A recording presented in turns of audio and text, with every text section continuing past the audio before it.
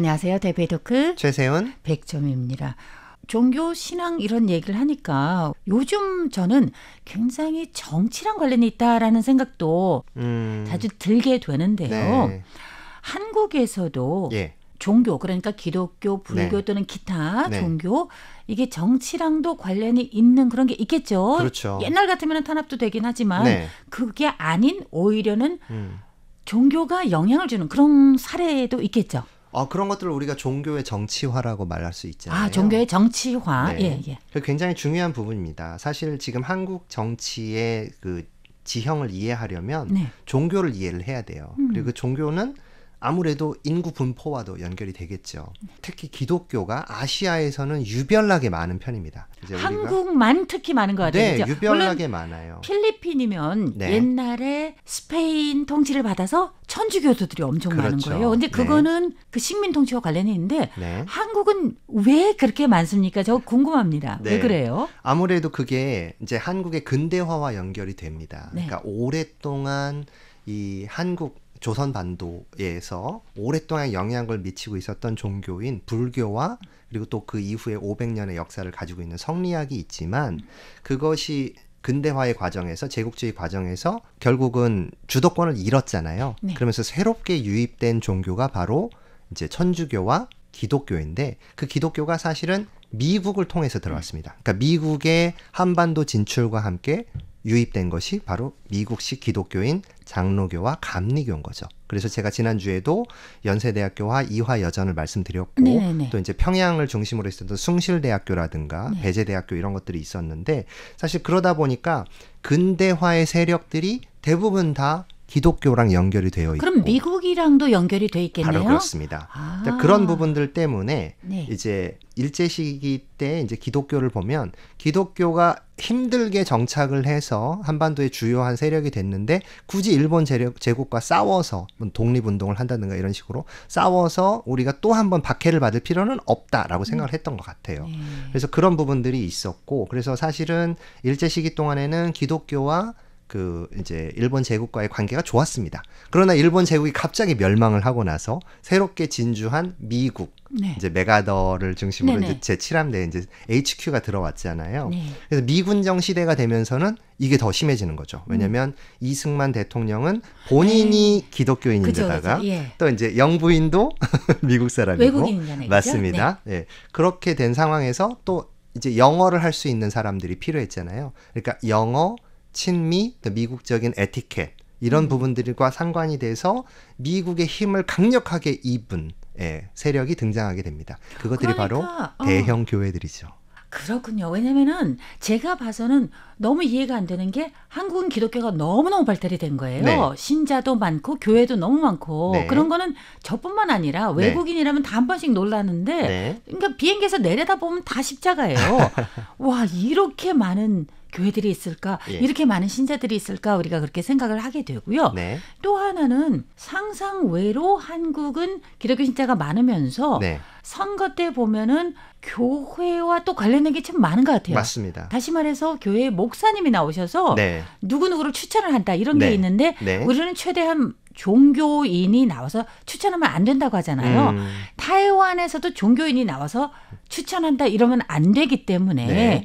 뭐가 맞냐면은 우리는 선거철만 되면은 아주 작은 마을도 마찬가지고 대선도 그렇고요. 그렇죠. 총선도 그렇고 어떠한 종교를 원래 가지고 있든 전부 다 절에 가요. 네. 뉴스에서 보셨죠? 그렇죠. 네. 그냥 아무렇게나 찾아봐도 네. 예컨대 대선 주자가 네.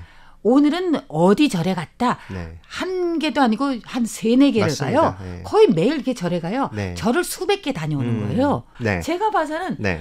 아무리 우리가 이거를 떼어놓는다고 해도 안 돼요. 음. 그게 떼어놓는 게 참 어려운데 네. 근데 한 가지 좀 특별한 게 있어요. 우리는 교회 가서 누구한테 인사하고 이게 없네요.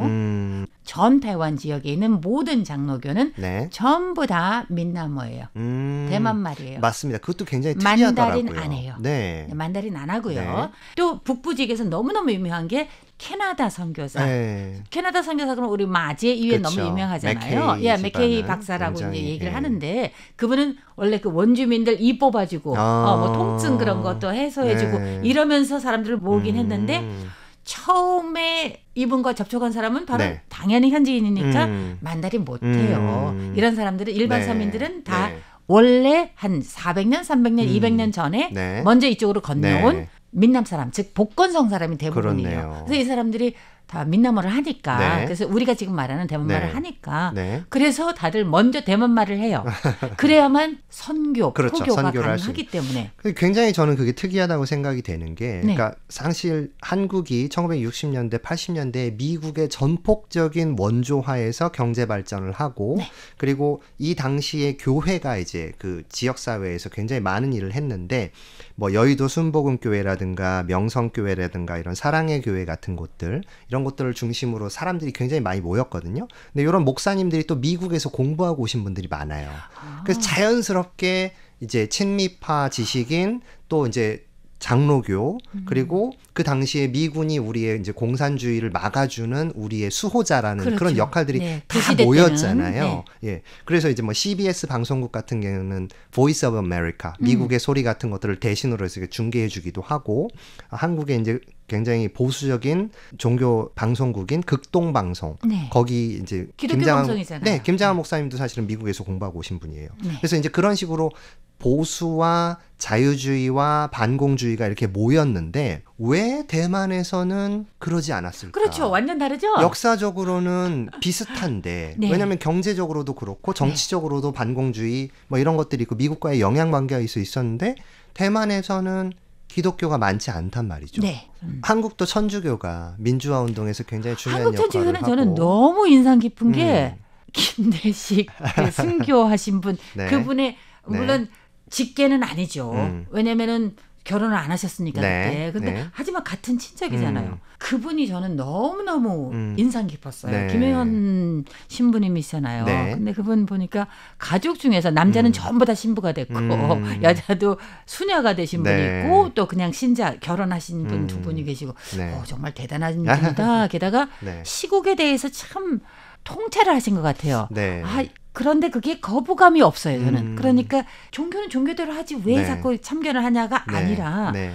진정으로 사람들의 일반 사람들의 좀 인간성이 있다라는 그런 맞습니다. 느낌. 네. 그래서 이거는 그냥 내가 얼마나 대단한 종교인 저 위에 있는 사람 이게 아니라 맞아요. 그게 있어서 저는 함께 숨쉬고 함께 이해하는 공감하는 저는 사람인 거죠. 무슨 생각한지 알아요? 네. 그런 사건 발생하고 한국에서 갑자기 천주교 신자가 많아지지 않을까? 그 비율이 이런 생각. 저도 요즘에 성당을 가고 싶은 마음으로. 저도 갑자기 네. 그런 게 있는데. 그 마지막으로 제가 말씀드리고 싶은 부분은 최근 한국 정치에서 특이한 현상 중에 하나가 무속과 연결이 되는 걸 텐데요. 근데요, 신부님께서 말씀하셨는데 네. 무속이라고 딱 우리가 들었을 때는 좀 약간 높게는 못 받아들여요. 네. 그걸. 그래서 그거는 좀 오해다. 왜냐면은 어떠한 신앙이든 그게 선한 영향에서 시작을 한 그럼요. 건데 네. 그게 나중에 그게 나쁘게 쓰일 수가 네. 있기 때문에 네. 그냥 무속 두 글자만 듣고 무조건 안 좋다라고 하면 안 되고 이게 바로 그동안 대한민국이 될 때까지 네. 민주국가가 될 때까지 네. 쭉 걸어온 길이 그렇게 오래 걸리는데 그렇죠. 무속 신앙이 없으면 안 되죠. 그럼요. 아니 그래서- 지금의 한국의 기독교도 무속적인 그런 영향이 그래서 그 있습니다. 말씀하셨는데 저는 그게 네. 너무 와닿는 거예요. 그럼요. 네. 신부님이 그 말씀을 다 하신 게 너무 좋았는데 네. 나중에는 그 무속이 좀 많이 간섭을 한 것 같아요. 정치적으로. 네. 그래서 그게 저도 한국이 지금 왜 그러지?